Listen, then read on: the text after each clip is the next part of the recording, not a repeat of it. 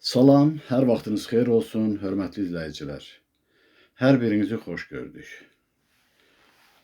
Növbəti söhbətimizə başlayıram. Əvvəlcə bəzi fikirlərə aydınlıq gətirim. Mən sizə cümlələr demişdim, bir-iki səhvimi tapdım, heç diqqət yetirməmişəm. İndi onu deyim, xahiş eləyirəm, düzəldəsiniz. Demək, belə bir cümlə var idi, cavab verir ki, yaxşıyam, sağ ol. Və bəşəri dildə də belə səslənir ki, ər eyməz, eysə həy. Mən isə təy demişdim, səhv yazmışdım. Yəni, təy deyil, həydir. Ər eyməz, eysə həy. Sonra ikinci cümlədə, yenə də orada bu səhvi etmişəm. Mən də yaxşıyam, çox sağ ol. Eypi, ər eyməz, uhət. Eysə həy. Təy yox, eysə həy. Bir də növbəti cümlədə hansı dili deyirsən, sual edir. Həyətibən əl-ədfəy. Əl-ədfəy. Amma mən demişdim ədeyfəy. Əl-ədfəy. Əl-ədfəy. Sonra nur dilini deyirəm də. Nuri tifəbən eyədfəy. Eyədfəy. Burada pi də olmalıdır, də əvəzinə, ta onu yazmamışam. Eyb etməz. Yəni, əl-ədfəy, amma mən yazmışdım ədeyfəy. Əsas olan əl-ədfəydir. İkinci cümlədə isə eyədfəy. Bax, budur. Xahiş edirəm düzəldəsiniz və mənə də üzürlü hesab edin. Mən də görürsünüz, qüsurlara yer verirəm. Sonra şərhlərə diqqət yetirək. Birinci, Validə xanıma müraciət edirəm. Hörmətli Validə xanım, çox sağ olun, soruşduğunuza görə yaxşıyam. Və onu da deyim ki, bir balaca, necə deyim, məndə çaşqınlıq yarandı. Elə bildim ki, davamını qeyd eləyəcəksiniz. Yəni, o yazdıqlarınızı tam başa düşə bilmədim ki, onu yuxuda görürsünüz, aşkarlıqda görürsünüz. Olur ki, yuxu ilə gerçəklik arasında bu hal baş verir. Və xahiş edirəm, o hansı vəziyyətdə olub, eyni zamanda da, indi mən bir məsələ deyəcəm, onun izahını özünüz də verə bilərdiniz. Elə hesab elədim ki, sizə ali varlıqlar fikir təlqin edib, o fikirləri deyirsiniz. Sonra gördüm, yox, bu bir görüntüdür. Mən, demək, Yeni Gəncə deyirik də, evdə ustam işləyirdi, onu evinə aparırdım. Axşam saat 7-8-in yarısı olardı. Belə qaranlıq düşmüşdü. Qaranlıqda maşın işıqla gedir də, işığını da yandırmışam.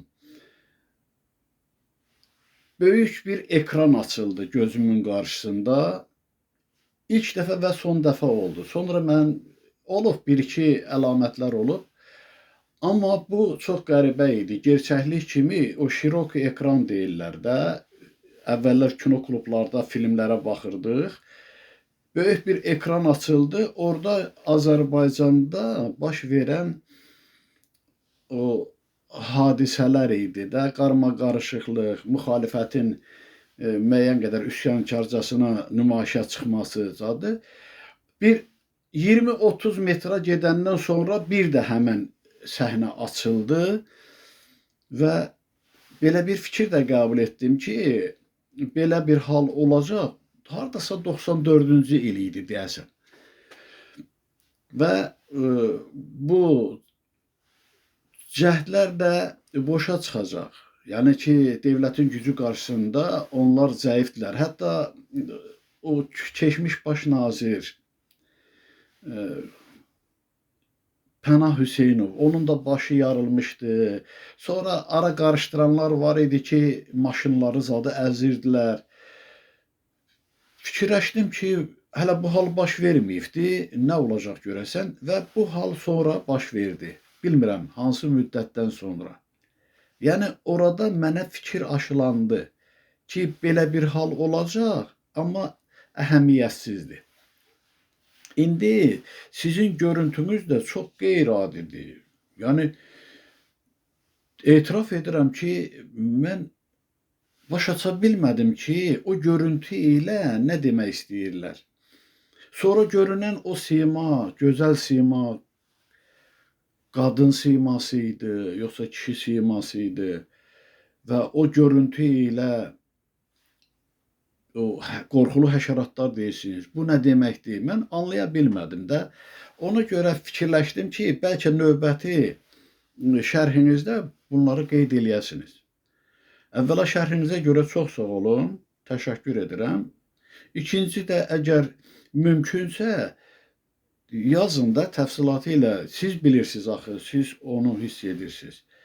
Mən bunu gələcəyə bir hazırlıq kimi başa düşürəm. Eyni zamanda o fikirlər ki aşılanır, siz hərdən qeyd eləyirsiniz. Bax, onlar da əlaqənin daha möhkəm olmasına xidmət eləyir. Buna görə də məndə əsaslı bir fikir deyə bilmədim. Heç nə başa düşmədim. Ona görə də tələsib, yəni ki, izah verməyə ehtiyac duymadım. İndi hörmətli İradə xanıma üz tuturam. Hörmətli İradə xanım Hüseynova.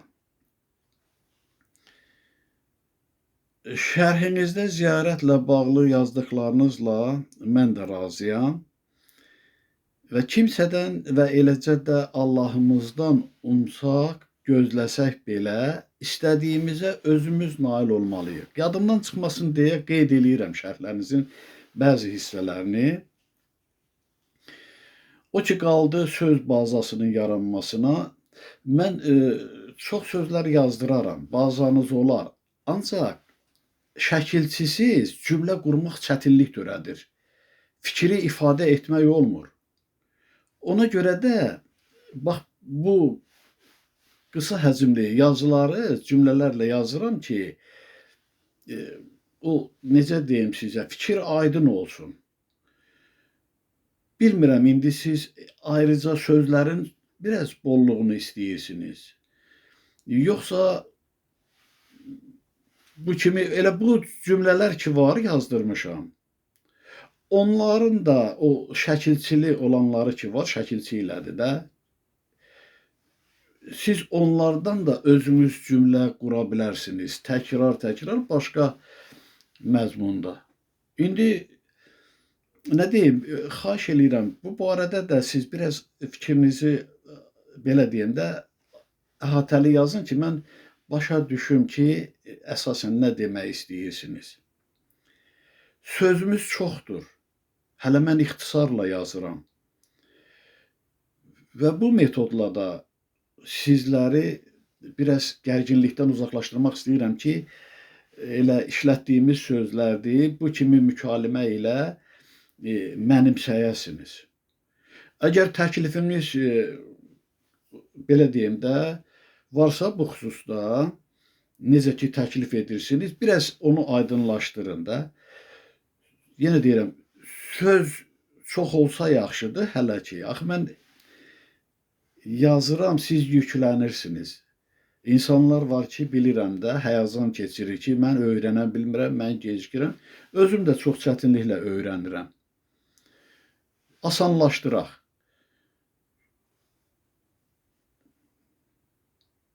Nə deyim valla? Cümləni özüm quraşdırıram ki, anlaşılır olsun, başa düşülən olsun. Yox, şəkillə də, yəni şəkilçi ilə də sözlər istəyirsinizsə, onu da qeyd eləyərəm. Amma cümləni qurmaq üçün mütləq şəkilçi ilə sözlər olmalıdır ki, məna bilinsin, fikir aydın olsun. Hər halda bütün cəhdim ondan ötürüdür ki, sizlər əsaslı maariflənəsiniz. Yəni ilahidən gələn fikirlərlə, o cümlədən bu danışıq dilini mənimsəməklə. Hər halda bilirəm, bir cavab yazacaqsınız. Elə bu Validə xanıma da aiddir, sizə də aiddir. Təklifinizə görə də, şərhinizə görə də sağ olun, təşəkkür edirəm. Sonra Svetlana xanım, əhatəli şərhinizə görə çox sağ olun. Hər zaman olduğu kimi dolğun, yəni ki, sözlərinizi, fikirlərinizi beləcə qeyd edirsiniz. Biz də ondan bəhrələnirik. Sonra özüm Etibar bəyin fikrinə müqabil sözümüz axıra saxlayıram, biraz çoxdur. Hörmətli Heyra xanım, var olun. Siz sözü yerə düşəsi insan deyilsiniz. Və siz də daxil olmaqla hər birinizin təklifi, sözü mənim üçün xoş qəbul olunandır. Allahın nuru varlığınızdan əksik olmasın, inşallah. Amin. Hörmətli Malikə xanım, səmimi, xoş sözlərinizə görə də sizə təşəkkür edirəm. Sağ olun, Allah sizdən razı olsun. İndi mənim mənəvi oğlum, hörmətli Etibar bəyin şərhinə müqabil fikir bildirəcəm. Mən gətirmişəm, buradadır. Demək, belə qeyd edibsiniz, mən də hamısını yazmışam ki, yəni ki, cavab vermək mənim üçün asan olsun. Yaddaşıma görə, yəni ki, vacib olan yerlər bəzən yadımdan çıxır. Ziyan kitablarından yaradılışdan öncə heç nə yox idi. Amma mən bir şey deyim. Bunu inkar kimi qəbul etməyin. Mən indi orada oxuyacağım. Var sözü sirlər üçün bir açardır. Biz var olandan var olmuşuq. Həyat var idi. Həyatın yox məqamı mütləq sıfırdadır. Orada zaman da mahiyyətini itirir. Bilirsiniz bunu. Necə ki, yuxu ilə gerçəklik arasındakı məqam ki yaranır, o da odur. Həyatın, belə başa düşülsü deyə deyirəm, olmayan bir zamanından xəbər verir. Və bu qeyd edilən ki var, hansı ki bu kimi fikirlər dərin düşüncəli insanlarda baş qaldırıb həmişə olub. Yaradılışdan öncə heç nə yox idi. Bu da, yəni ki, belə deyək də, məntiqə söykənəndir, yeri gəlsə. Ancaq o var sözünü ki deyirəm, o elə bil ki, məntiqi özündən kənarlaşdırır. Həmişə var olub, deyirik. Bax, bizim görünən tərəfimiz var, deyirlər, hə, bu insan var, görünür. Amma bizim ikinci təzahür formamız var axı. Mövcud formamız ruhumuzdur. Hələ ürək qan damar sistemi demirəm, maye halını. O görünmür. Ona yoxdur deyə bilmərik. Amma belə başa düşülür. Mən də elə başa düşmüşəm, mənim kimi. Demək olar ki, insanların hamısı elə başa düşüb ki, gördüyü gerçəkdir, həyatdır. Yalnız qaranlıq vardı. Bu qaranlıq sözü ki var, əziz oğlum, sən bilirsən ki, səmimi danışıram və iradım yoxdur. Və əksinə Allah razı olsun, razıyam səndən ki, dediyim təklifi, etdiyim təklifi və yaxud da ki, xahişimi yerə salmayıbsan və belə də davam edirsən. Çox sağ ol, çox razıyam. Yalnız qaranlıq vardı. Bu bilgisizlik məqamıdır. Amma o bilgisiz insanın içərisində həyat proqramı var. Kainatın konsepsiyası var. Kainatın fəlsəfəsi var. Sadəcə onu aşkara çıxaracaq hüceyrələr yatmış halda olur. Və ona görə deyirlər, yalnız qaranlıq var idi. Qaranlıq da, işıq da, zülmət də, nur da eynidir. Qaranlıq da olmuyor. O nur öz nurunu bəxş etməmişdi. Ona görə qaranlıq kimi də qəbul olunur.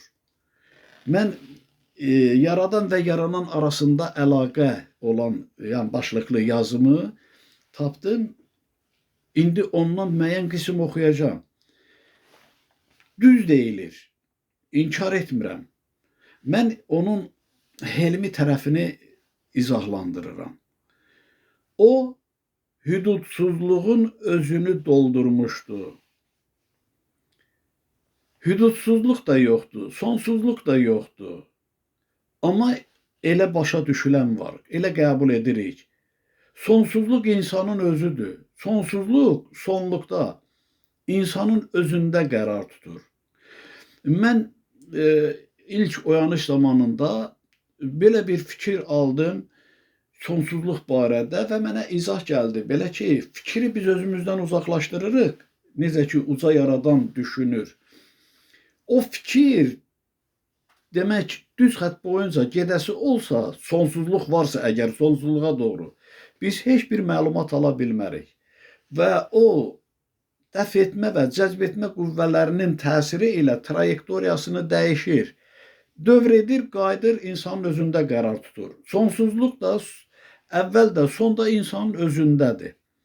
İndi burada hüdudsuzluğun özünü doldurmuşdur. Bəli, əlbəttə ki, hüdudsuzluğu dolduran nədir? Bizim düşüncəmizdir, bizim şuur dairəmizdir.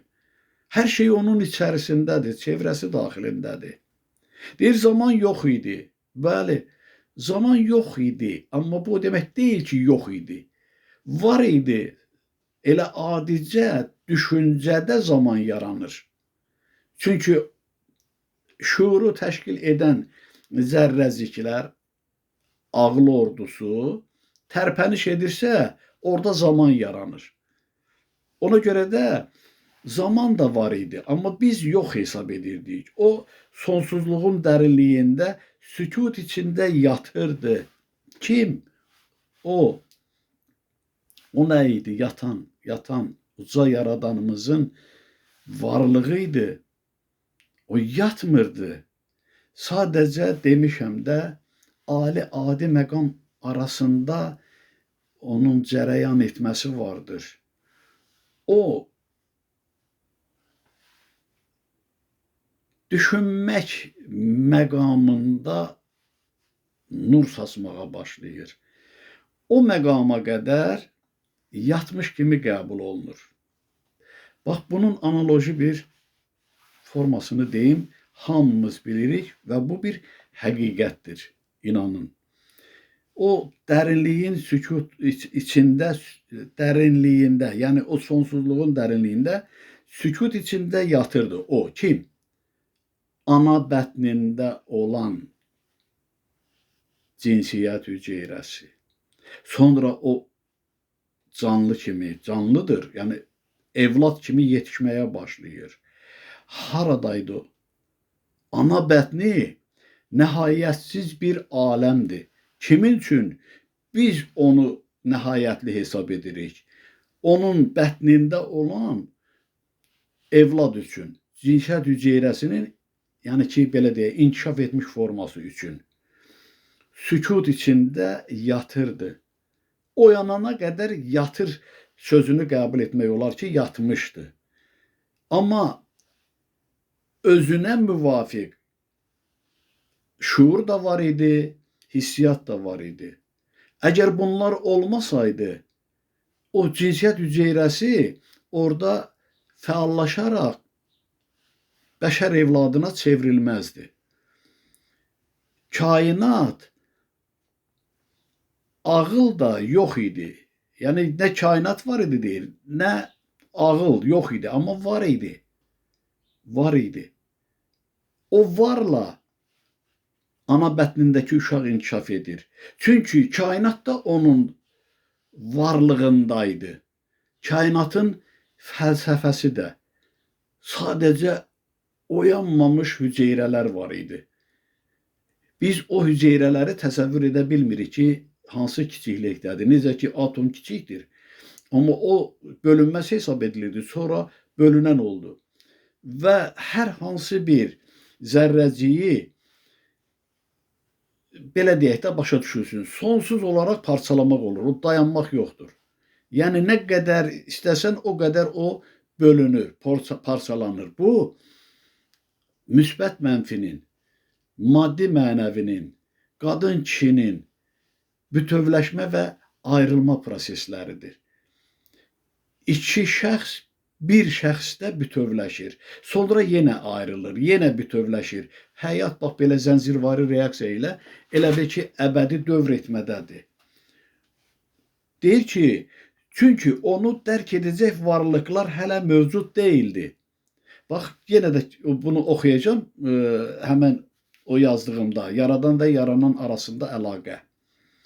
Ki, orada deyilir də, uca yaradan oyandı, bildi ki, o olmayandı. Onun varlığını mən deyirəm ki, biz Allahımızın varlığına zəmanətik. Elə eyni zamanda Tanrımızın da. Biz varıq, Allah tanınır, bilinir. Yaranmışlar olmasaydı, kim tanıyardı, kim başa düşərdi, kim düşünərdi o barədə? Onu deyirlər burada, hələ mövcud deyildi. Nə səssizlik vardı, nə də səs. Bəli. Elə bax, belə götürək. Sakitcə dayanın, qulağınızda bir fışıltı vardır. Səssizlikdə dayanın. Səssizlikdə bizim o kainatın gedişatıdır o. Varlığımızın cərəyan etməsidir ki, onun səsini qulağımızda fışıltı kimi eşidirik. Və deyir, nə səssizlik vardı, nə də səs. Səs yoxdur, səssizlikdə dayanmışıq. Amma daxili aləmimizdə o səs hiss olunur. Özünüz bir diqqət edərsiniz. Çünki hələ eşidən qulaq yox idi. Hər bir orqanı əvəz etmək mümkün olur. Bir insanı ömür boyu qaranlıqda saxla, gözləri heç nəyi görməyəcək, belə qəbul edirik. Amma o gözlərin funksiyasını həyata keçirən hisslər onu əvəz edəcəkdir. O qaranlıqda artıq o görməyə başlayacaq. Nəyi görür? Biz ona xəyal deyirik. Xəyalda yaranır hiss etdikləri, başa düşdükləri. Heç nə yox idi, yalnız əzəli və sarsılmaz nəfəs, özü özünü bilən və ya bilməyən nəfəs, özü özünü bilən nəfəs. Ana bətnində, bax, bu deyilən halları hamımız keçirmişik və bu bir həqiqətdir. Sadəcə müəyyən qədər fərqli ifadə olunur, izah edilir. Tək bir varlıq mövcud idi, sonsuz, sərhədsiz. Bir mövcudluq, yuxusuz, yuxuda, arzusuz, hərəkətsiz. Şuursuz həyatın nəbzi kainatın boşluğunda sakitcə döyünürdü. Hamısı qəbul olunan fikirlərdir və inkara yeri yoxdur. Mən bir balaca əlavələr edirəm və indi burada da müəyyən bir hissəsini oxuyacağım. Görəcəksiniz ki, demək, bunu yazanlar, bunu deyənlər, mənim kimi başqaları da ilahidən gələn o fikirləri qəbul ediblər. Biz deyirik ilahidən gələn, axı ilahi bizim öz varlığımızdadır. öz düşündüklərimizdir ki, o bərabər şəkildə oyanana qədər bu qəbul olunur, amma ifadə olunmur. O Pascal qanunundan həmişə misal gətirirəm. Deyir, mayenin səthinə düşən təzyiq onun bütün hissələrinə bərabər paylanır. Biz hamımız bütöv bir varlığın üzvləriyik. Ona görə də yaradan düşünəndə onun düşüncələri bizim ağlımıza uyğun şəkildə əks-səda verir. Bizdə səslənir o. Biz qəbul edirik. Baxır, biz qəbul etdiyimizi necə düşünürük, necə ifadə edirik. Amma eyni şəkildə də bu fikirlər qəbul olunur. Sonra ikincini də oxuyum, sonra poetik tərzdə olanı nəzərinizə çatdıraram.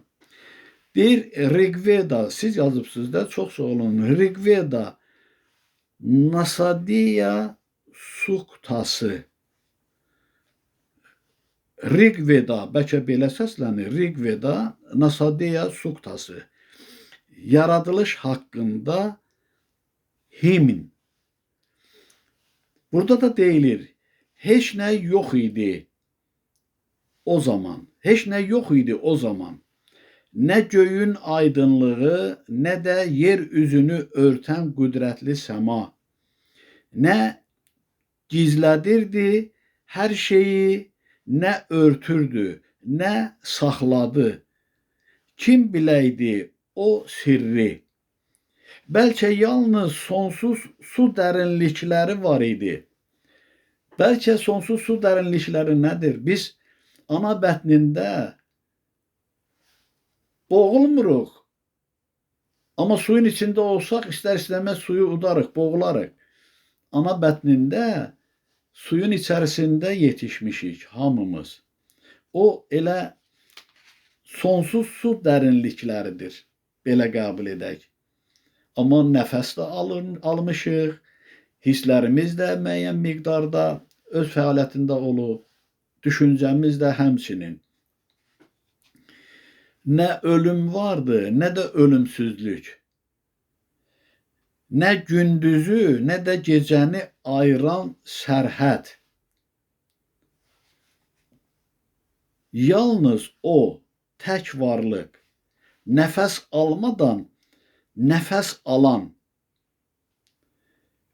Yox, ana bətnində biz nəfəs alırıq. İndi nəfəs alırıq ağzımız vasitəsilə. Axı ağzımız örtülü olur ana bətnində. Köbək vasitəsilə bütün lazım olanların hamısı bizim varlığımızın inkişafına öz təsirini göstərirdi. Öz özlüyündə mövcud idi. Ana bətni görünən, bax bu gördüyümüz kainatın analoji formasıdır deyək də, əks formasıdır. Belə qəbul edirik, belə başa düşürük. Amma ikisi də bir-birindən ayrı deyil, eynidir. Sadəcə dünənki çıxışımda dedim, biri var, bu gözlə görəsən, bu gözlərimiz gördüklərini özümüzdən xaricdə qəbul etməyə elə bir ki, necə deyim, xidmət edir. Amma elə ki, oyanış olur, bəsirət gözü hər şeyi daxilimizdə qəbul edir. Bizə belə aşılayır. Ona görə də bu kənarda görünən kainat ana bətninin özüdür. Ona mən ana kainat deyirəm. İndi yəqin ki, burada var, onu qeyd etmişəm. Öz özlüyündə mövcud idi. Ondan başqa heç nə yox idi. O hərdən deyirəm ki, Allah var idi, heç nə yox idi. Hər tərəfdə zülmət hökm sürürdü. Amma o zülmətin içərisində onu işıqlandıracaq nur var idi. O nə idi? O körpənin düşüncəsi idi. O düşüncənin özündə nur zərrəciyi sirlənir ki, irsi olaraq beləcə həyat boyu yeriməyindədir, getməyindədir, şütüməyindədir. Zülmətin içində daha dərin zülmət gizlənmişdi. Nə idi bu? Dediyim o zərrəci. Hansı ki, bax, iki yarım hüceyrə ki var, cinsiyyət hüceyrəsi, birləşdi, o körpəni yaratdı. Amma o körpəni yaratmağı ilə belə onun sirli bir zərrəciyi o körpənin varlığında gizləndi, sirləndi. Hansı ki o böyüyəcək və dünyaya evlad gətirəndə həmən o sirlənmiş hüceyrə yenə fəallıq göstərəcəkdir. Amma bir hüceyrə deyil ha. Hüceyrə içərisində hüceyrələr vardır. Dediyim kimi atom bölünməz kimi qəbul olunurdu. Amma sonra gördülər ki, yox, bölünəndir. Cinsiyyət hüceyrəsi də yarım hüceyrə hesab olunsa da iki yarım hüceyrə bütövləşir. Bir hüceyrəyə çevrilir də 46 xromosom olur. Hansı ki 23-23 idi. Yenə də onun bətnində sirli, özünü sirləndirir. Bütün varlıq başlanğıcda işıqsız, sükunətli okeanın qoynunda yatırdı. İşıqsız, sükunətli okeanın qoynu ana bətnindəki o mayedir.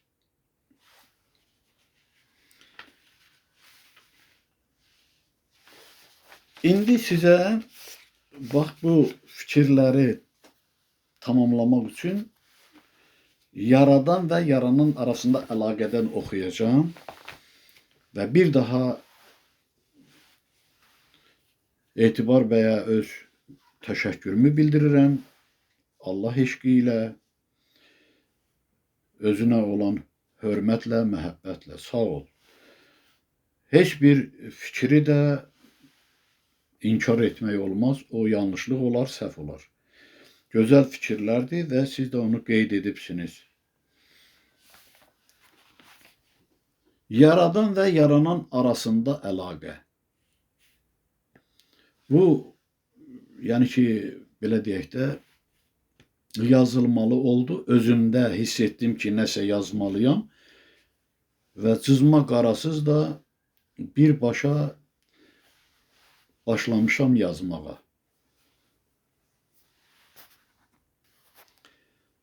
Buyurun, qulaq asın. Bir vaxt intihasız bir aləm vardı. Yəni sonsuz bir aləm.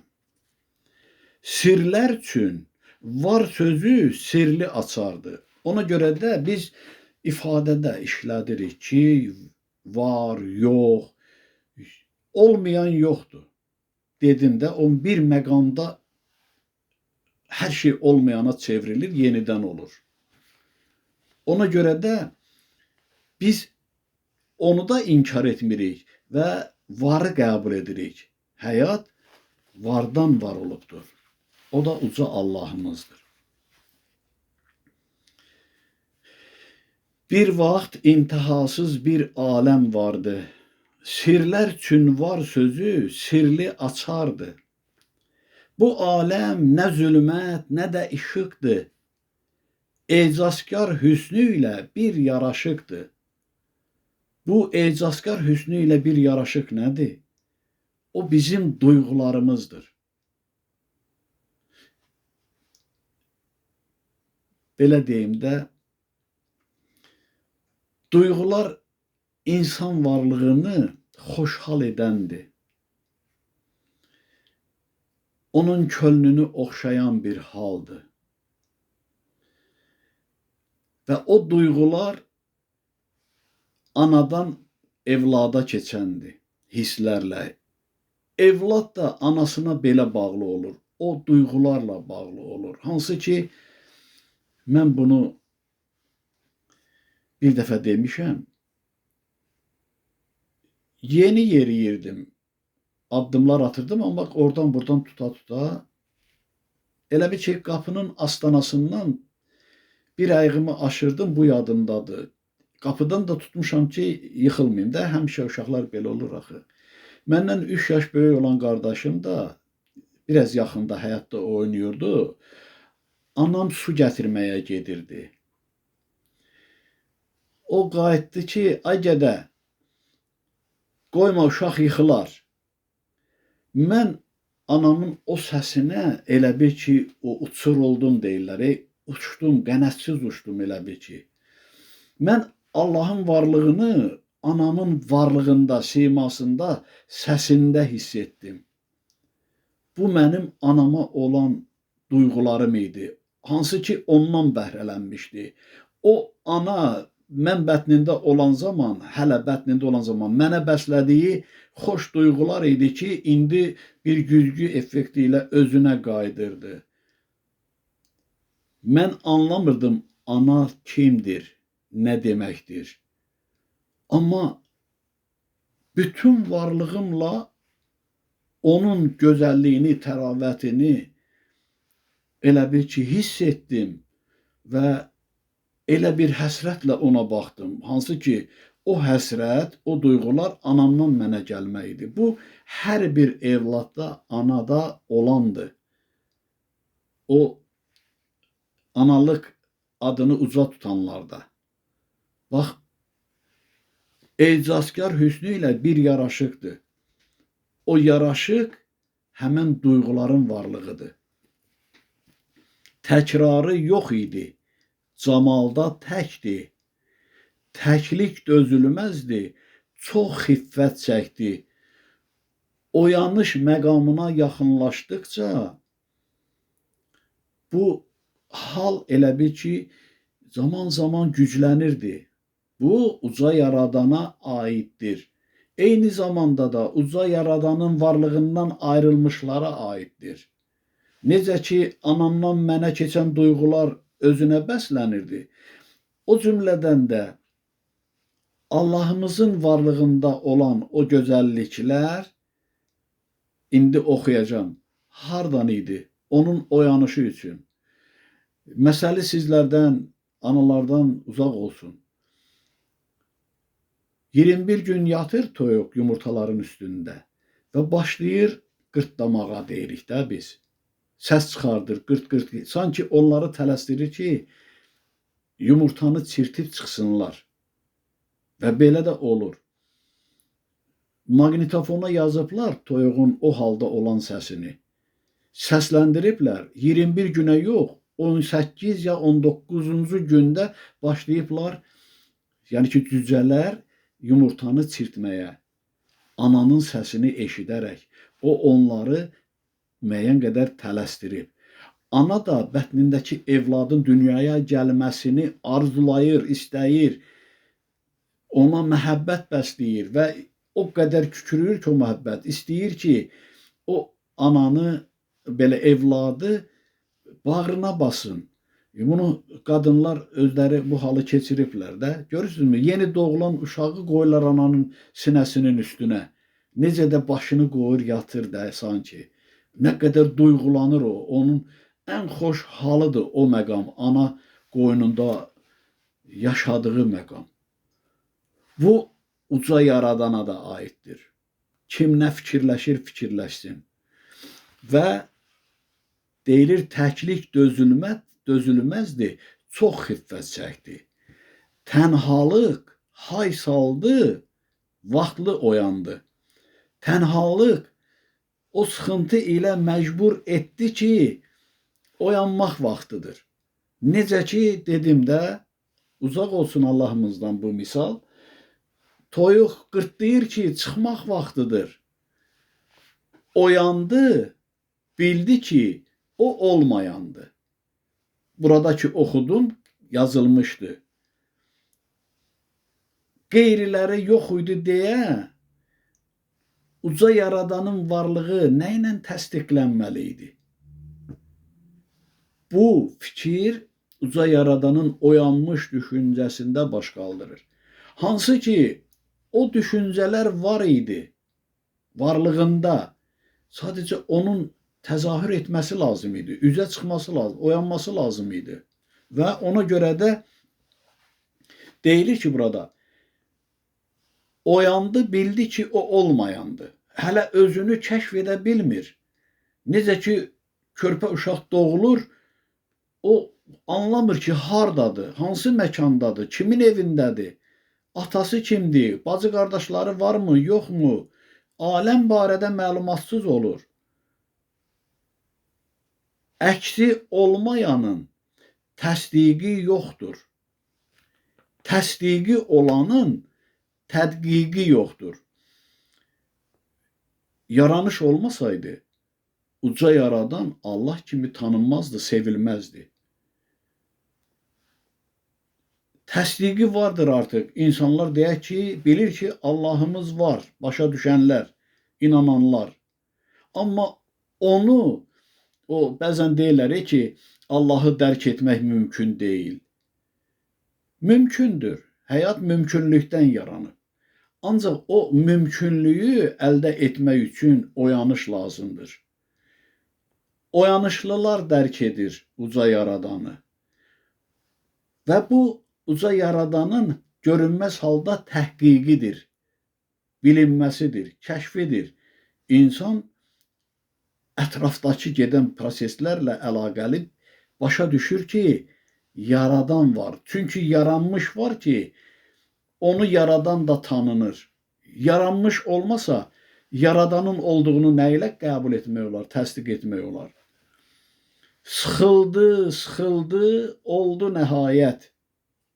Nəhayət, nur oldu, ətrafsa zülmət.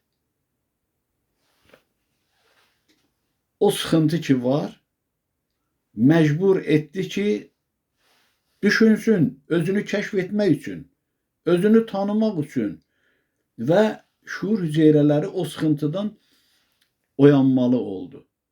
Necə ki, buna paralel misal gətirmişəm, motorda, maşının mühərrikində, silindirlərin içərisində Porsche'nin yuxarı ölü nöqtəsinə doğru istiqamət götürür. O benzini, mayeni, istər salyarka olsun, nə olur? İndi orada salyarkada proses biraz başqa cürdür. Onu yəqin ki, bunu kimi olar. Və sıxılır o mayi. O dərəcədə sıxılır ki, azacıq bir qığılcımla orada partlayış baş verir, genişlənmə ilə Porsche'ni basır aşağı ölü nöqtəsinə. Yəni son nöqtəsinə. Bax, o sıxıntı kiçik bir nədir qığılcım? Bir hüceyrənin oyanması kifayət edir və başlayır başqalarını da oyatmağa öz təsiri ilə. O bir qığılcım odur. Nəhayət nur oldu, ətrafsa zülmət. Yaranmış bu anda yaradan oldu. Oyanış baş verdisə, o düşünməli oldu. Düşünəndə xəyal yarandı. Xəyalda gerçəkliklər göründü. O gerçəkliyi özü yaradırdı. Yəni, öz varlığından bir proyeksiya yaranır sanki. O proyeksiya Tanrının yaranışıydı, fərqli formada. Yəni, kişi-qadın fərqində təzahür əmələ gəldi. Ali məqamda. Yaranmış bu anda yaradan oldu. Xəyal edə bildisə, xəyalında yarananlar görsəndi. Yaranış belə oldu. Onun da sonra, yəni ki, gerçəkliyə çevrilməsi vardır. Yaranan, yaradan vahid an oldu. O zaman yarandı. Vahid an elə bil ki, o yaranışın bir nəyidir deyim? Hökmüdür deyək. Hər şeyin yaranması üçün, prosesin baş verməsi üçün zamana ehtiyac vardır. Zaman da ondan asılıdır. O proses olmasa zaman müddəti hesablana bilməz. Biri birini yaradandır. Bax, ona görə deyilir ki, burada yaranan, yaradan vahid an oldu.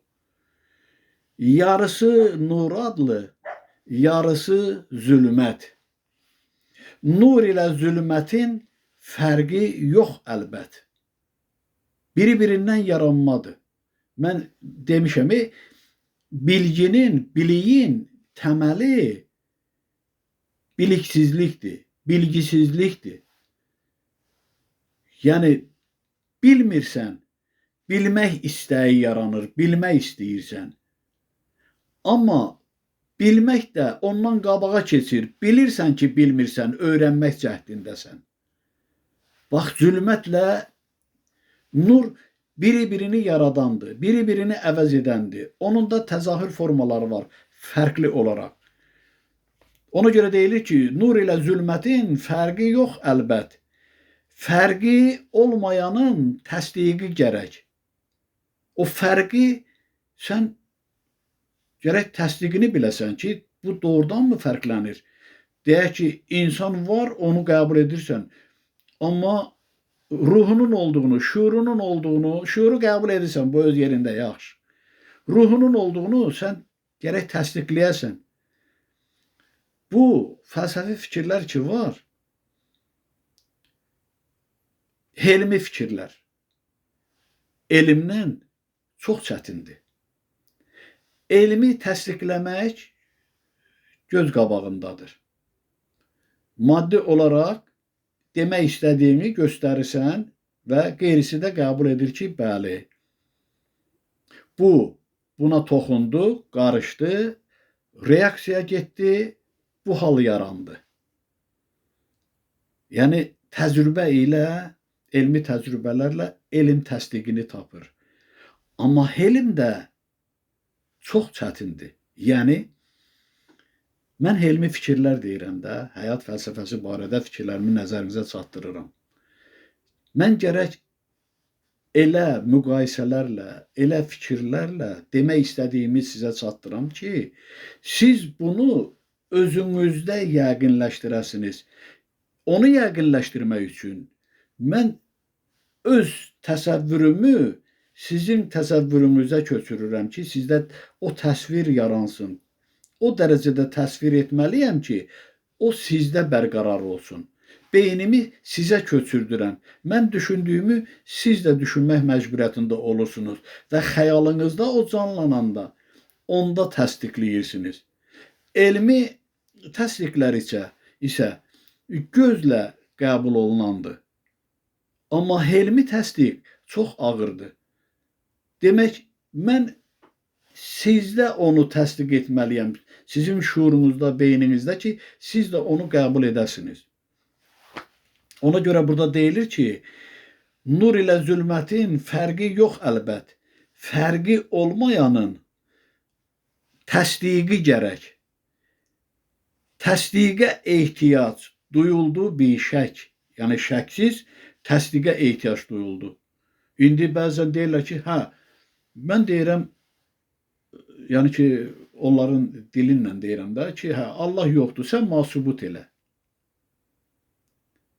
Onu sən başa sala bilməzsən. Çünki gördüyünə inanır. Onun əks olaraq sualları vardır. Elə biraz da təhqiramiz çıxır ki, sənin şərəfin yoxdur desən, o səndən dalaşar. Desə, mənim şərəfim var, qürurum var, mənliyim var, ağlım var.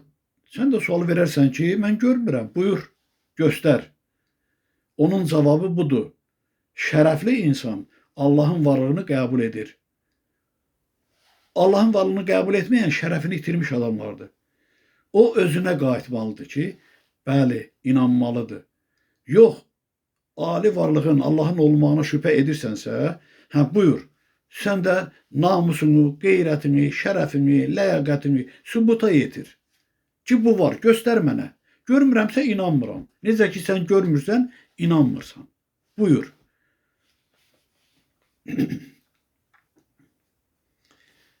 Yaradan eşqlə birləşdi.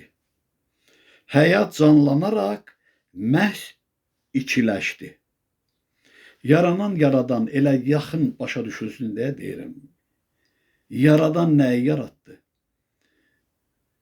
Özünün əksini, bir proyeksiya kimi öz varlığı canlandı. O fərqli bir təzahür idi. Yəni, qadın kişi fərqində, beyin şuur fərqində, can ruh fərqində. Həyat canlanaraq məhz ikiləşdi. Yaradan Allah və Tanrı ayrılmaz vahiddir. düşməzlər ayrı. Biri görünəndir, biri görünməz. Pak mücəssimələr ləkə götürməz. Təkrar çevrə ilə dövrələndilər. Biri birləri ilə bəhrələndilər. Bəli, bu belədir. Bu aiddir həm də maddi mənəviyə bu mənada ki, maddi mənəvinin, mənəvi də maddinin dayağıdır. Vəhdətdən yarandı, yeni yaranmış. Nur ilə zülmətdən ruh yaranırmış. Bu barədə də Etibar bundan əvvəlki deyəsən yazılarında qeyd etmişdi. Yəni ki, ışığın maddəyə çevrilməsi kimi, o cümlədən də enerjinin maye kimi axma formasına, bu kimi hallara çevrilir.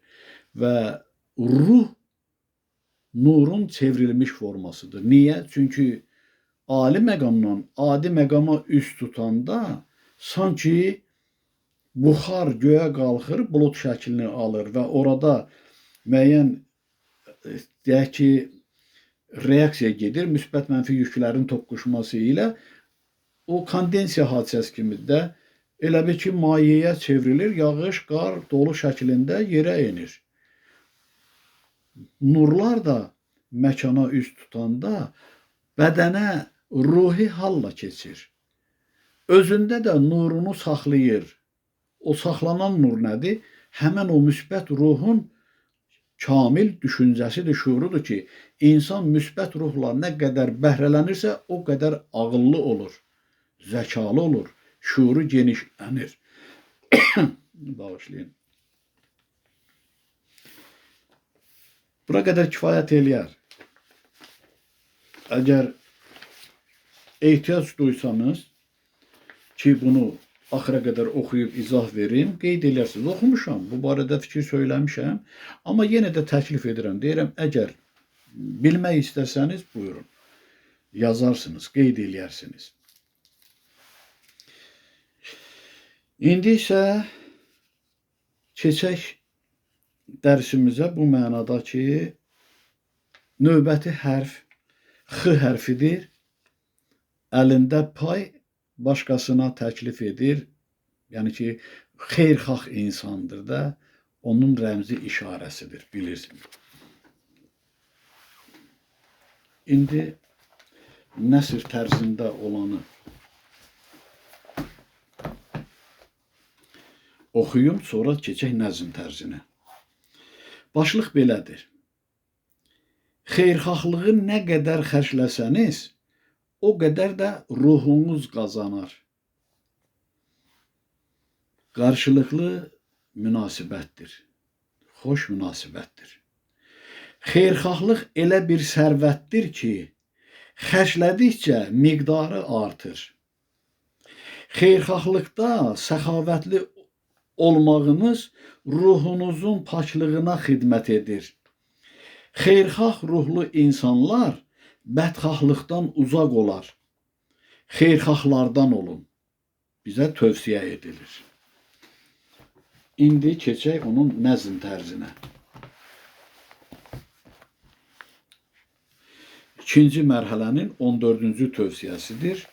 Başlıq da eynən həmənki kimidir. Yəni, xeyirxahlığı nə qədər xərcləsəniz, o qədər də ruhunuz qazanar.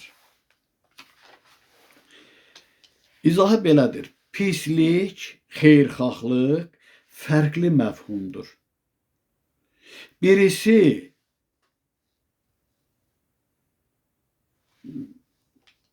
bağışlayın bir dəqiqə, nəsə oxunmur. İndi qoy bildiyim kimi oxuyuram. Bir daha baxacağım. Bu söz mənim yadımdan çıxıb. Birisi məşufdur. Bax, Azərbaycan sözüdür. Ha, görürsünüz, məşufdur. Məş apostrof, məşufdur. Biri məşundur, məşumdur. Bu fərqlər haradan necə yaranıb? Mən bunun mənasını bilib yazmışam, amma yadımdan çıxdığına görə unutmuşam. İndi baxaram onun mənası nədir, növbəti söhbətimizdə deyərəm bunu. Bu fərqlər haradan, necə yaranıb? Allah mı, Tanrı mı sizcə yaradıb? Varlığım pak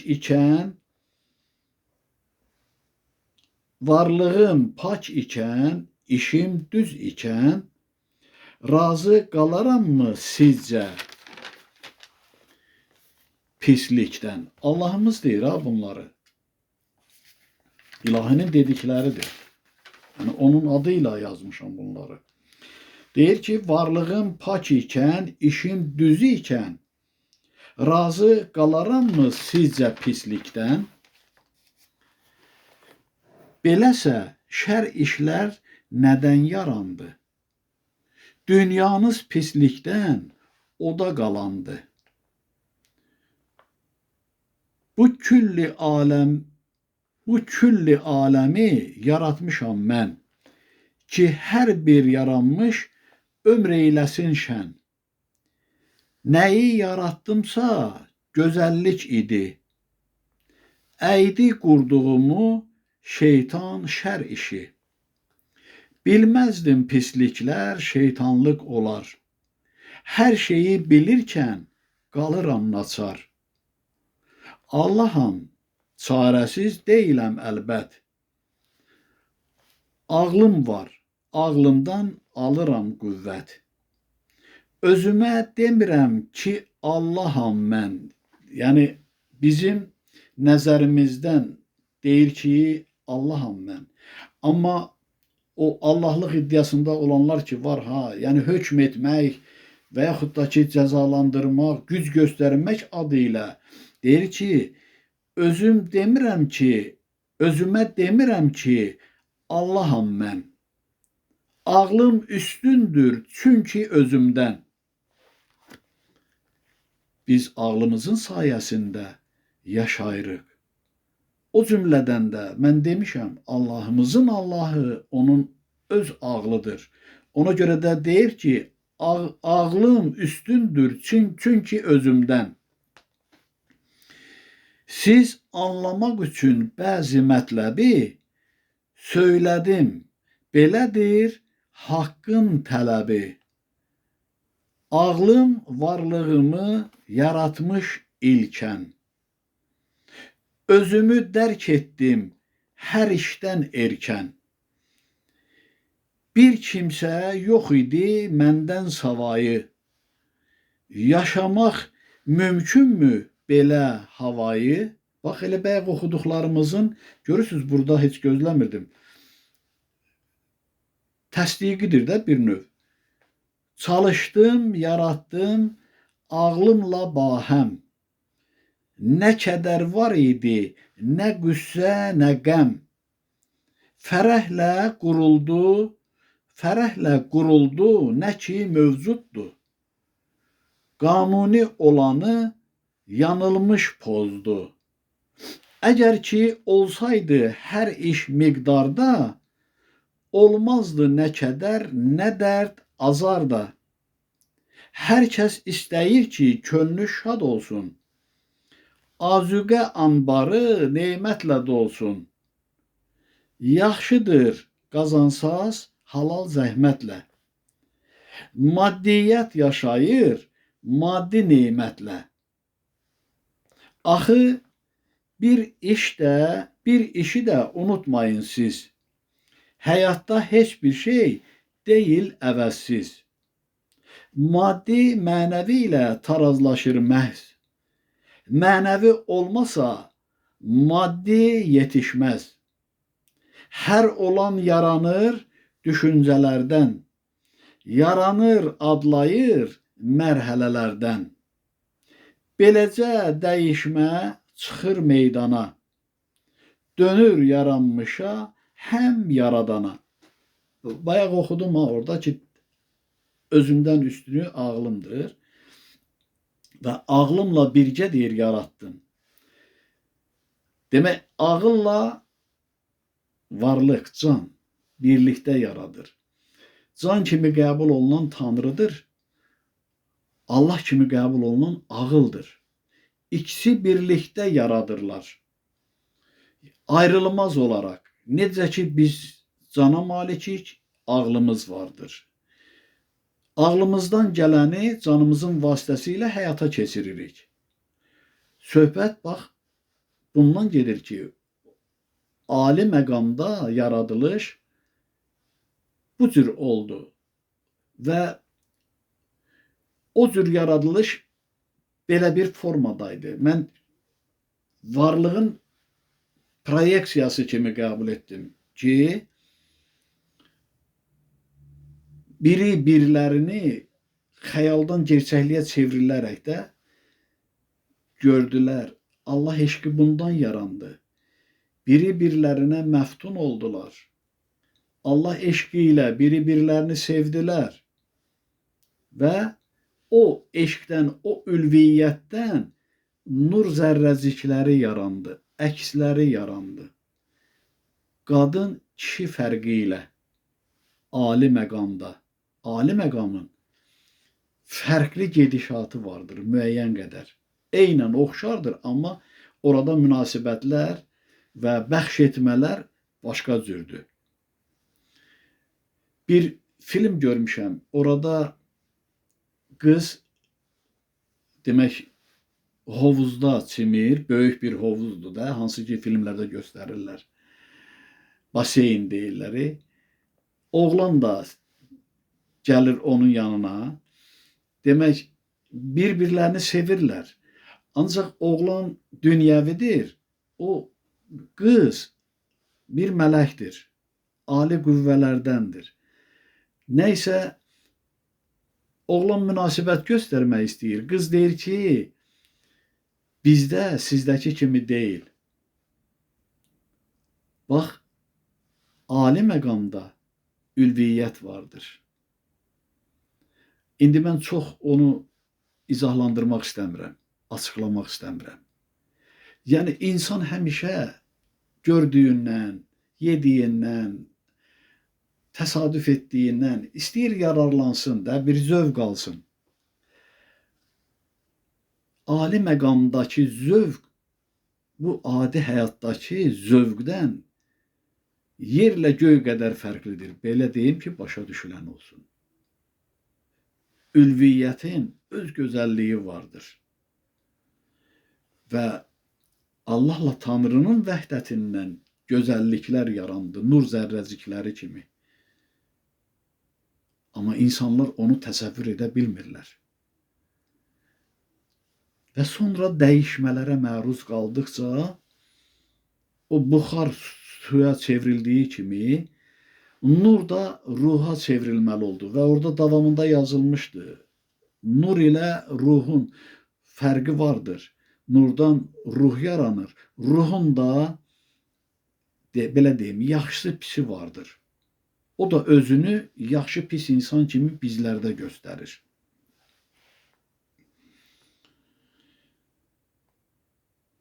Beləcə dəyişmə çıxır meydana. Dönür yaranmışa, həm yaradana. Yaranmış bizi yaradan, indi uca Allahımız öz məqamında. Atamız, anamızdır. Biz yaranmışıq, onlar yaradandır. Bizi kiçik yaradanlardır da bizi yaradıblar. Biz yaranmış olduğumuz halda dünyaya evlad bəxş ediriksə, artıq yer dəyişir. Biz yaradan oluruq, evlad yaranmış. Və burada da deyilir ki, dönür yaranmışa, həm yaradana. Təəccüb etməyin bu həqiqətə. Haqdan gələn sözə, düzgün söhbətə. Bəşər də yaranıb dəyişmələrdən, xeyirdən, şərlərdən, didişmələrdən. İzah eləyirəm, biraz çətindir. Oxuyun, dərk edin, bilin, yəqindir. Aləmdə yaranış fərqlə bağlıdır. Biri candır, biri onun ağlıdır. Candan can ayrılır, ağıldan ağıl. Ey bunu oxuyan, qəflətdən ayıl. Canda və ağılda fərqlər yarandı. Miqdar dəyişdikcə pünhan azaldı. Sakitcə, xəlvətcə dəyişmələr gedir, ayrılmalar gedir. Yəni ağlın miqdarı ilə təzahür etmə var. İnsan bildiyimiz ağlını itiribsə, yəni məhdudlaşıbsa şuuri cəhətdən, o yenidən bəşər evladı kimi dünyaya gələ bilməz. O dünyasını dəyişəndə onun ruhu, o burada oxudum ki, hansı ki ağılla ruh eynidir. Necə deyildi orada?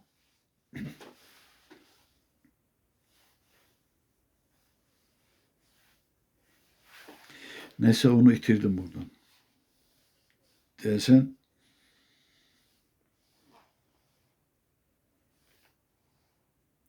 candan can ayrılır, ağıldan ağıl. Və o özünü həm canda göstərir. Canı yaşadan nədir? Ruhdur da. Ruhla bərabərdir ağıl.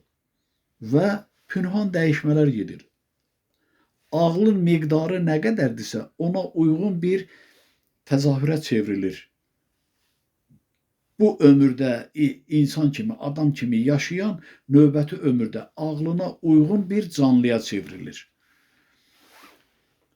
Miqdar dəyişdikcə pünhan azaldı. Demək, canda və ağılda fərqlər yarandı. Miqdar dəyişdikcə pünhan azaldı. Gizlin azalır. Bu iş təsir etdi ilk gözəlliyə, həm qənirsiz nura, həm də düzlüyə. Tənəzzül başladı bu minval ilə. Əlbəttə bu işi qoymazdım belə. Düşündüm, daşındım, çox zəhmət çəkdim. Bu məsul işimdə bilin ki, təkdim, yəni tək idim. Tarazlıq yaratdım zaman ilə mən. Dözdüm, sərf eylədim olan səbrimdən. Bilin ki, zamanla uzlaşan əməl qəbuldur işlərdə törətməz əngəl. Yəni zamanında, miqdarında görülən iş təqdir hesab olunur.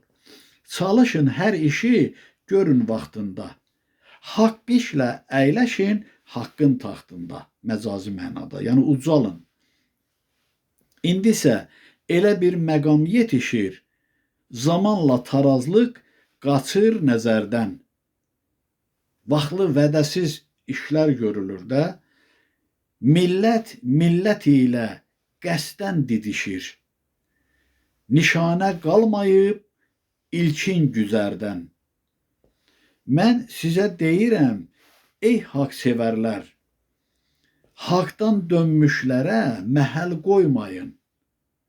Onlar özlərini haqlı bilərlər. Nahaq iş dalınca sizsə qaçmayın.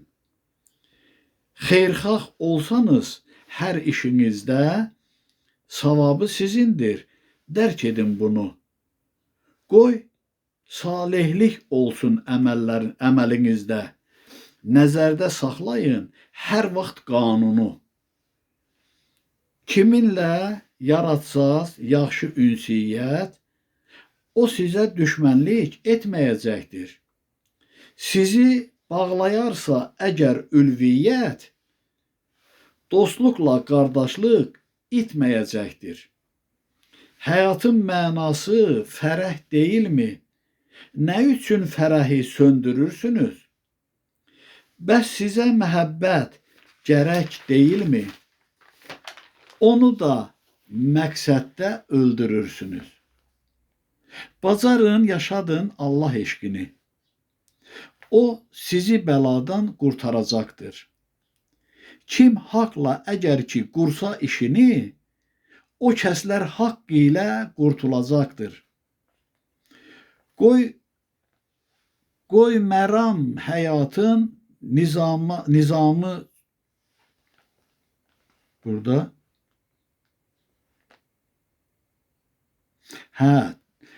Qoymaram həyatın nizamı çönə. Çünki öz işimdə qətiyyətliyəm. Hələ ki vəhləri çəkirəm önə. Vəhi dərk edənə məhəbbətliyəm. Siz əsas götürün xeyirxahlığı. Ruhunuz qazansın etdiyinizdən. Yaxına buraxsaz gər bədxahlıq görərsiz yetdiyinizdən. Demək, yaxına buraxsaz gər bədxahlıq görərsiz yetdiyinizdən. Hələ ki dözürəm, görüm nə olur. Kim şərə yer verir, kim şəri boğur. Xeyirxah olana olacam hami. Unutsun kədəri, unutsun qəmi. İnşallah. Şükür edirəm Allah'ın varlığına. Amin. İndi isə dünən yazdığımı nəzərinizə çatdırım və o beyt belədir. Qananlar üçündür yazdığım yazı. Qanmazları sala bilmərəm razı. Bəlalı bir haldır. Qanmazlar artır. Gedişat bu halla son ana çatır. Əzablar çəkirlər mömin məsumlar. Haqsevər fəallar, çaşqın məzlumlar. Dəyişik düşübdür halal haramla. Bədlik əvəzlənib təqdir məramla. İkrahla baxılır haqsevər kəsə. Dəyər qurban gedir boş bir həvəsə. Hədsiz ah nalədən həyat sarsılıb. Elə bir səmadan dərdlər asılıb. Allahı səslərkən yağış tək yağır. Nə qədər istəsən qışqır həm bağır. Ardı kəsilməyir yağan dərdlərin. Ey bəşər övladı, bir düşün dərin. Bilirsən bu yoldan xilas yolunu. Qətiyyən suçlama nə onu bunu. Səbəbi gəl axtar öz əməlində. Səni dərdə salan yanlış dərkində. Bəlkə də razısan bu gedişatla. Nurdan məhrum olmuş sönük həyatla. Əgər haqq olana önəm versəydin, olmazdı kədərin, olmazdı dərdin. Xəbərin varmı ki, müsibət gəlir? Düşün, diqqət elə, yaşanan nədir? Arxayın düşmə ki, çətinlik ötər. Qarşıda yaşam var, bu haldan betər. Nə qədər gec deyil, düzlüklə düzlən. Halallıq düzlükdür, səndən gözlənən. Şükür edirəm Allah'ımızın varlığına. Amin. Bu dünən yazdığımdır. Sizə oxumamışdım bunu. İndi isə qalan vaxtımızı sərf eləyək Həyat kitabına. Davamını oxuyum.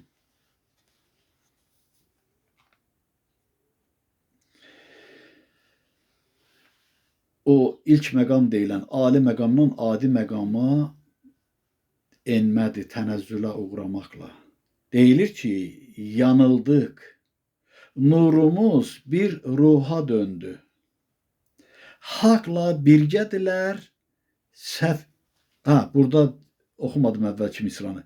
Uzaq düşdük haqdan, nurumuz söndü. Yanıldıq, nurumuz bir ruha döndü. Haqla birgədirlər, səhv etməyənlər. Hisslərin ardınca məhz getməyənlər. Haqqı eşitmədik, ifrata vardıq. Xəcalət çəksək də çox gecdir artıq. O köç etmənin öz zamanı vaxtı var idi. Yəni o səhv etmə, tənəzzül nə idi? Vaxtı gözləmədən o hədləri aşmaq idi. Və həmişə də sadə misalla izahını verirəm də, biz evladlarımızı qoruyuruq, tapşırırıq ki, küçəyə çıxma, maşın vurar, o olar, bu olar. Amma bilirsən ki, zamanı çatanda, o yaşa yetəndə sən icazə verəcəksən də, özünü idarə edə bilir. Amma göz-gözdən olur, elə bil ki, uşaq qaçır küçəyə və hər hansı bir narahat hallarda səni üzləşdirir. Yəni, etibar edilməmiş o səddi keçir. Mənim böyük oğlum çox qəribə idi, şuluq idi, bir yerdə duranda idi. Ondan ötürü mən qapıya zaşirka deyirlər, knopkalı. Eləsini alıb düzəltmişdim ki, o bilmir ki, o knopka basılanda qapı açılır. Onu da öyrənmişdi, xəlvətcə fikir vermişdi. Arxaya gəlib evdə otururdum, bir də gördüm səsi küçədən gəlir. Zincirdən tutub dırmaşırdı ora, əli çatan kimi knopkanı vururdu, qapı açılırdı, o da qaçırdı. Bax, o ali məqamdan adi məqama istiqamətlənmək, yəni tənəzzülə uğramaq zamandan, vaxtından əvvəl atılan addımla olubdur. Deyilir ki, xəcalət çəksək də çox gecdir artıq. Geri dönmək üçün bircə imkan var. Sayaq haqsevəri, o edərək car, məhz çıxış yolunu göstərir bizə. Elə etməyək ki, o bizdən bezə. İndi özünə qayıdış üçün mən bir haqsevər olaraq sizləri agah edirəm, məlumatlandırıram. Özünüz görürsünüz də, nə qədər insan diqqət yetirir buna. Özdə həm doğrudur, həm qəribə haldır ki, əsas fəallıq edənlər qadınlardır. Bir Etibar bəydir, hərdən bir Anar bəy də fikrini yazır, sağ olsun. Hər ikisi sağ olsun, evladım olaraq çox istəyirəm onları. Görürsünüz qəribəliyi. Eyb etməz. Elə deyir, bizə qalanlar qalacaq. Ona görə də deyilir ki, yəni sayaq haqsevəri, o edərək car, məhz çıxış yolunu göstərir bizə. Elə etməyin ki, o bizdən bezə. Axı bizim üçün çalışmaqdadır. Yanıb odumuza alışmaqdadır. Vicdanla yanaşaq söhbətlərinə. Zaman gedir söhbət dərinə. Özünüz də görürsünüz. Fəlakət gələcək gözlənilmədən. O hal baş verəcək heç kəs bilmədən. Bir zaman var idik haqq dərgahında. Əsəri yox idi dərdin ahında. Ən xoşbəxt, möhtəşəm ömür yaşadıq. Allah qanununu yanlış anladıq. Düşündük belə də davam edəcək. Bilmədik xoşbəxt gün bir vaxt itəcək. Allah azaltmadı bizə lütfünü. Belə bir dəyərdən varmı üstünü? Bəzi bizi qovmamışdı o öz evindən. Arxayın düşərək bizə eşqindən düşdük təsirinə oyanan hissin. Cəhd etdik maraqlar təmin edilsin. Bax, deyin burada nə deyilir? Allah lütfünü heç zaman azaltmır. Sevdiklərinə məhəbbət bəsləyir, sevmədiklərini də, yəni sevgisindən uzaq düşənləri desəm daha yaxşı olar. Sevir, ancaq sözə baxmayanlara mərhəmət göstərir. Bu, maddi dünyanın yaranışının bir əsəri idi, təsiri idi. Hisslər zaman oyanmağa başlayırdı. İndi haqsevərlərdə hisslər hüceyrə baxımından qapanır, zaman az miqdarca, ağıl hüceyrələri oyanır, inkişaf edir. Çünki Allah nuruna üst tutmuşuq. Amma o tənəzzül zamanında ağıl hüceyrələri zaman-zaman qapanır, hisslər oyanır. Hansı ki, demişəm, 25% hisslər fəallıq göstərir, vacibdir, labüddür və 75% ağıl hüceyrələri aktivdir. İndi elə məqam gəlir ki, hisslər miqdarca artmağa başlayır və bu baxımdan da deyilir ki, bizi qovmamışdı o öz evindən, yəni haqq dərgahından Allahımız yaratdıqlarını qovmamışdı. Amma ayrılma vaxtı var idi. Valideynlər də evladını qovmur ki, böyüyürlər, ərsəyə çatırlar, bir neçə qardaşdılar, ailə qurmalıdılar və ailə qururlar, ayrı yerdən bir ya həyat yanı sahə alırlar, ya ev alırlar, köçürlər ora. Biri də var ki, atasından, anasından narazı qalıb, evi tərk edənlər vardır ki, gedir müsibətlər görür, sonra peşmanlıq hissi ilə qayıdır, gəlir. Bax, belə hallar olur. Hansı ki, indi deyəcəm, mənim ruhu şad olsun, böyük qardaşım da ipə sapa yatan deyildi. Yəni, 8 yaş məndən böyükdür. O da, bax, belə acıqla çıxıb getmişdi Rusiyaya. Atam rəhmətli, hamınızın, dünyadan köçənlərinizin ruhu şad olsun. Getdi, onu oradan yaman gündə gətirdi, gəldi. Bax, indi də, bax, bu zamanda, bu məqamda Allahımız dərgahından heç kəsi qovmamışdı.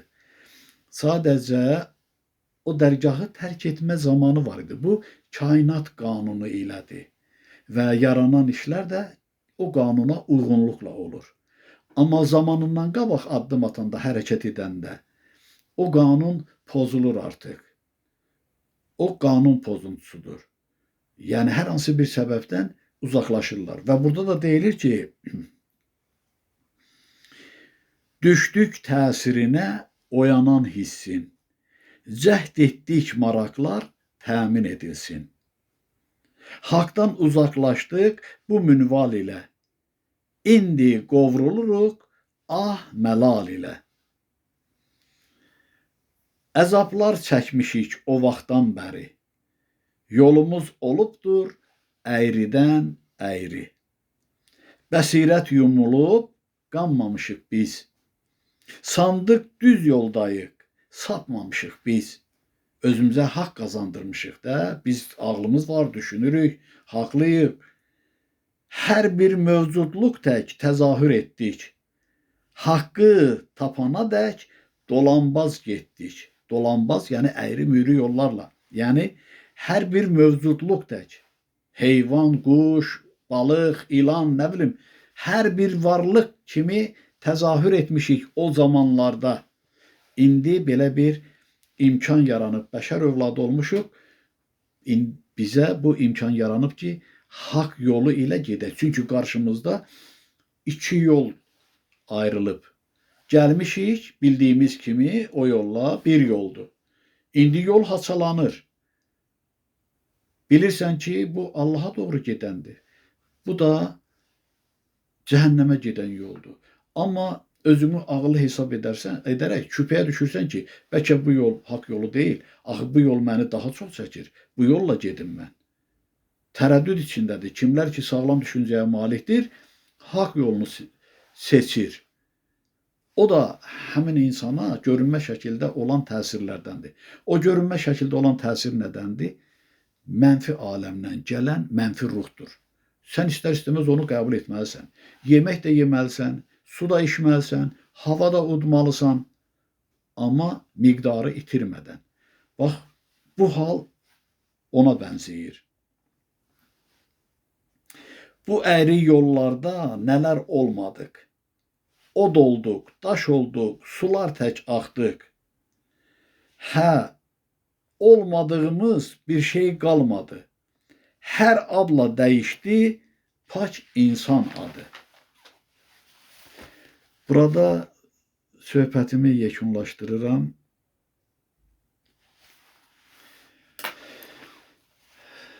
Kifayət edər bu qədər məncə. Bir daha məni dinləyən, şərh yazan, yazmayan hər bir kəsə təşəkkürümü bildirirəm. Var olasınız. Sizinlə bahəm başımız üzərində görünməz halda bizləri nəzarətdə saxlayan, köməkliyini əsirgəməyən uca varlıqlara Allah eşqi ilə təşəkkürümü ishar edirəm. Ana yurdumuza, ana torpağımıza, ana vətənimizə təşəkkürlüyəm. Məhəbbətliyəm, hörmətliyəm. Şükr edirəm Allahımızın varlığına. Minnətdaram Allahımıza bu lütfüne görə, səmimiyyətinə, qayğısına görə, çəkdiyi əziyyətlərə görə. Minnətdaram Allahımıza əbədi olaraq və əbədiyyən də o uca varlığın, ülviyyətin sevə-sevə səcdəsində və xidmətindəyəm. Hələlik bu qədər. Sağ olun, salamat qalın. Növbəti görüşümüzə, söhbətimizə dək.